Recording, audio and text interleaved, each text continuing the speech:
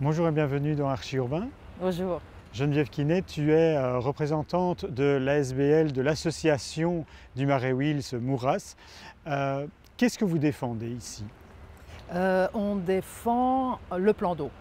On défend tout ce plan d'eau qui est de ce côté-là, et donc la nature et la biodiversité qui en découle, et plein d'autres services écosystémiques. Mais essentiellement, pour nous, le Marais Wils, c'est nous qui avons donné le nom à ce plan d'eau, fait 9000 m², et c'est ça qu'on défend, c'est la défense du marais dans son intégralité.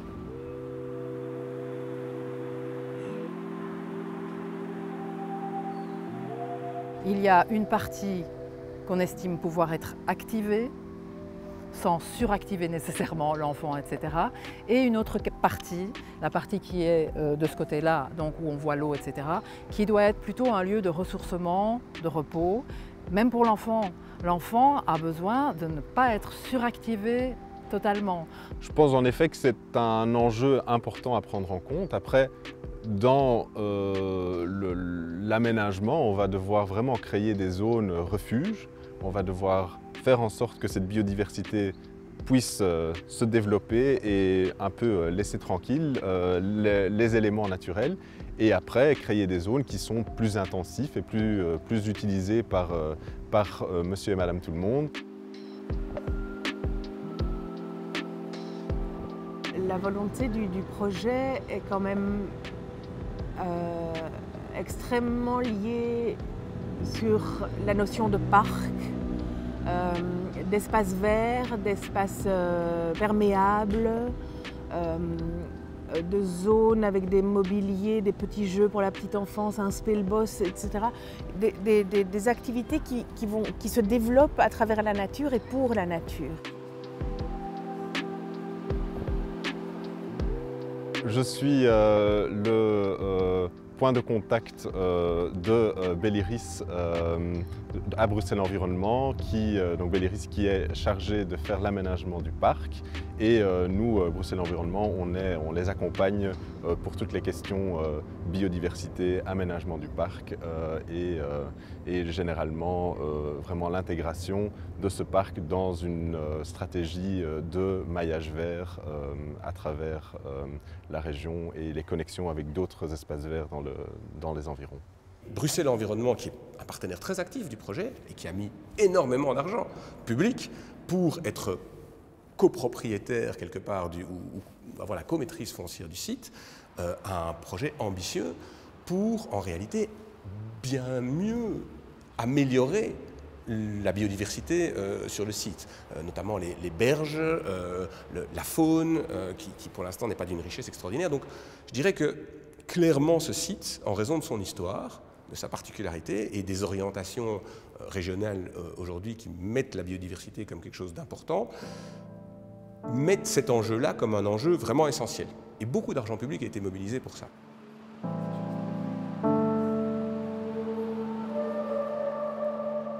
La qualité devrait être mieux prise en compte que la quantité, c'est-à-dire pas spécialement dire il faut autant, un nombre de logements, un nombre de mètres carrés, d'espaces verts, etc. Mais plutôt se dire tiens, il y a ici une certaine qualité, comment est-ce qu'on fait pour la préserver?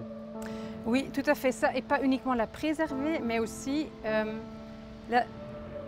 créer un espace qui est capable d'intégrer les évolutions de ces nouveaux usages. Et ça, c'est déjà mis en place maintenant avec le parc Laap Willeman. Et en fait, dans le concours pour désigner les auteurs de projets du parc, c'est aussi ce projet qui a finalement gagné, qui facilite avec quelques infrastructures supplémentaires ce qui est déjà là, les usages, et qui a proposé aussi un plan assez flexible pour être adapté dans le temps et intégrer les nouveaux usages qui vont se mettre là au lieu de affecter chaque mètre carré disponible à une fonction spécifique. Je pense qu'ici, on doit plus réfléchir à des éléments de jeu qui sont des éléments naturels dans lesquels les enfants peuvent découvrir la nature tout en jouant. Donc c'est plus dans cette optique vraiment garder ce lieu un peu sauvage et d'apprendre aussi à jouer, pas nécessairement dans une balançoire rouge criarde, mais qu'on peut aussi jouer sur un tronc d'arbre, sur un talus, dans un trou avec un peu de sable, et que donc en fait il y a vraiment parfaitement moyen de marier cette idée d'un environnement naturel avec du jeu dans un parc. Il n'y a rien d'envahissant.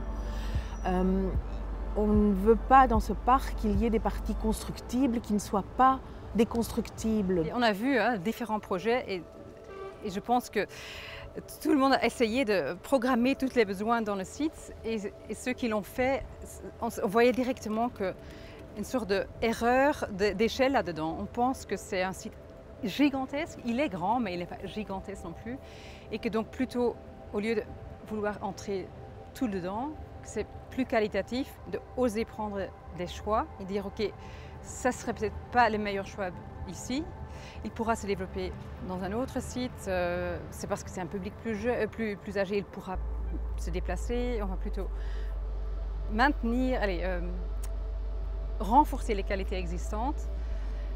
Voilà. Donc oui, less is more, c'est certain pour ce site.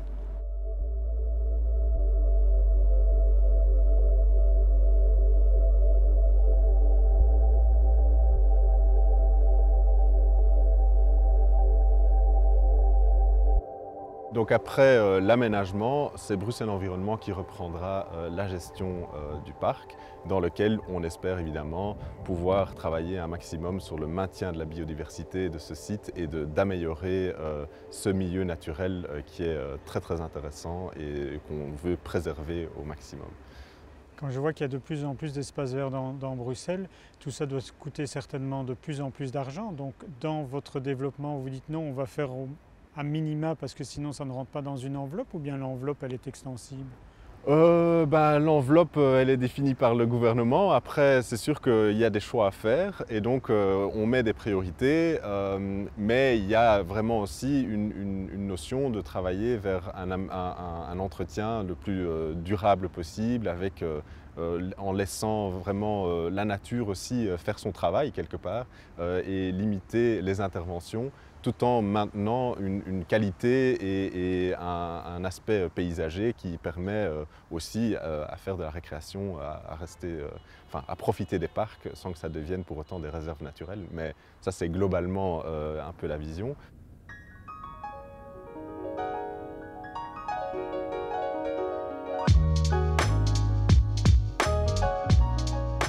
Après la phase plus théorique du master plan, donc où il y a une vision et des recommandations qui ont été élaborées, il y avait la 4e phase de ce master plan qui était les aménagements temporaires qu'on a appelés donc Parc Lab Wielemans. Pendant 1 an et demi, on a fait des ateliers de participation avec les acteurs clés du quartier, avec les habitants, avec notamment aussi le Wils, le Brass, tous les acteurs qui avaient un intérêt sur ce site, les collectifs qui sont investis pour le Marais, etc. Et avec eux, on a réfléchi à des projets à tester sur le site pour tester les recommandations du master plan, donc pour affiner les recommandations. Et donc là, on va arriver à un carnet de recommandations pour le bureau d'études en charge du réaménagement.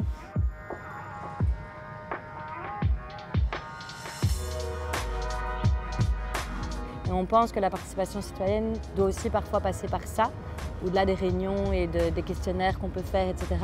C'est de tester réellement, est-ce que cette table, les gens l'utilisent ou pas, est-ce qu'elle est trop grande, trop petite, la structure d'entrée, les différentes choses qu'on a proposées, est-ce que ça fonctionne ou pas? Je pense que la commune a commencé avec ça et que nous, on va continuer très sérieusement avec ce côté participatif qu'on désire mettre en place dès le début des études. Ça va être un point très important pour les études qu'on va lancer chez Bell'iris en tout cas. Het uitvoeren van tijdelijke of semi-permanente interventies is wel iets dat we met AAC en DRPX graag doen. We hebben dat ook hier ingeschreven samen. Dat is eigenlijk een design- en beeldopdracht samen met Casablanco, die voor de uitvoering hebben ingestaan. En we hebben eigenlijk samen met hen gekeken wat is de lichtste uitvoering van een toegang van uw vervolgstem tot aan het lager gelegen parkgedeelte of frisch gedeelte. die meer was dan enkel een helling. Dus initieel was de bedoeling van Ikea, we maakten een helling die rolstoel toegankelijk is om het niveauverschil te overbruggen. Maar we hebben eigenlijk daar zo van een toch iets meer ruimtelijke beleving van willen maken. Met ook met het idee van eigenlijk aan de mensen en de gebruikers toe te laten om de structuur verder te gaan pimpen of uitbreiden. Bijvoorbeeld zou kunnen zijn dat deze centrale zone een soort van buiten een amfitheater kan worden. Als de aposteringen weggenomen worden, kunnen er gradijns gemaakt worden. Om eigenlijk meer die plek te doen leven, om het debat te laten voeren en om te evalueren op termijn wat het hiervan kan overgebleven worden. On trouve ça vraiment surprenant, voire décevant, qu'on fasse une entrée à côté d'une entrée alors que le propriétaire est le même. Donc jusqu'ici on rentrait par les escaliers bétonnés du Wils, mais enfin le Wils c'est une ASBL qui occupe le bâtiment.